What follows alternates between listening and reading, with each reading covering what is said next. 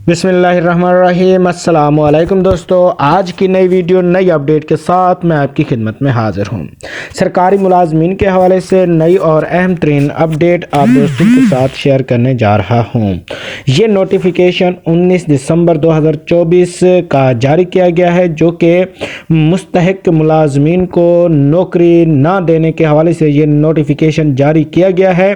किन मुलाजमीन को ये नौकरी नहीं मिलेगी या मुलाजमत नहीं मिलेगी, उसकी मुकम्मल तफसील की तरफ जाने से पहले अगर आप दोस्त हमारे चैनल पर नए हैं तो हमारे चैनल को सब्सक्राइब करें और साथ में बेल आइकन को भी ज़रूर प्रेस करें, ताकि सरकारी मुलाजमीन के हवाले से नई और अहम तरीन अपडेट आप दोस्तों तक जल्द से जल्द और सबसे पहले पहुंचती रहे। आज की जो खबर है, सिंध हुकूमत की तरफ से जारी किया गया नोटिफिकेशन है। सिंध में 19 दिसंबर 2024 के बाद फौत शुदा मुलाजमीन के किसी भी मुस्तहिक फ़र्द को नौकरी नहीं मिलेगी। सिंध हुकूमत का ये नोटिफिकेशन भी जारी कर दिया गया है।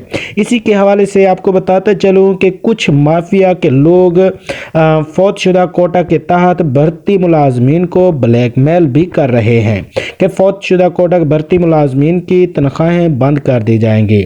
ऐसा कुछ भी नहीं है। ऐसे माफियों के लश्कर में शामिल बुज़दिलों की निशानदाही करके इनको बेनकाब किया जाए।